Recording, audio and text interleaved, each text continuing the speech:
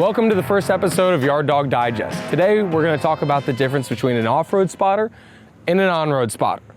Now, one popular misconception is that off-road spotters are somehow more purpose-built to drive off-road.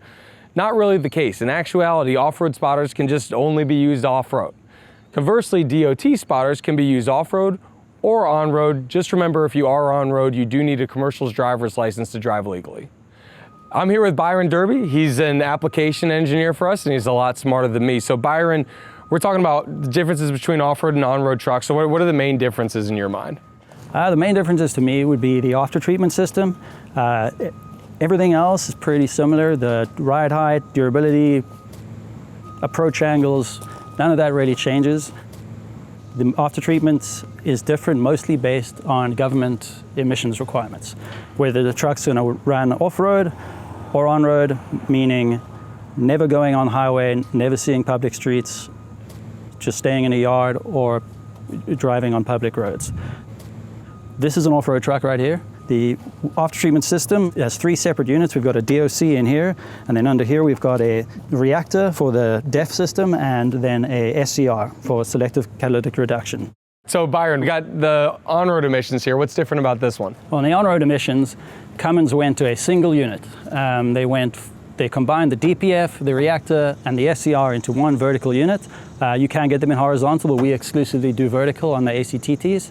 The other difference being it has a DPF instead of a DOC. So the diesel particulate filter will more directly filter the particulates from the exhaust. It takes more regen and a bit more service, but it is more effective. That's why it's required for on-road. Otherwise, the reactor and the SCR are pretty similar, just packaged in a completely different way. Okay, so pretty similar components, just some differences in how that catalyst piece is done, and it results in a lower emissions level. Correct. Should have some lower emissions, but performance-wise, you can choose your engine based on the performance you want. We still have options for different horsepowers, different torque, both for off-road and on-road. You can get whatever you're looking for. So Byron, DOTs tend to cost a little bit more than off-roads, and I'm sure some of that's the emissions stuff that you talked about, but what else is a factor in that?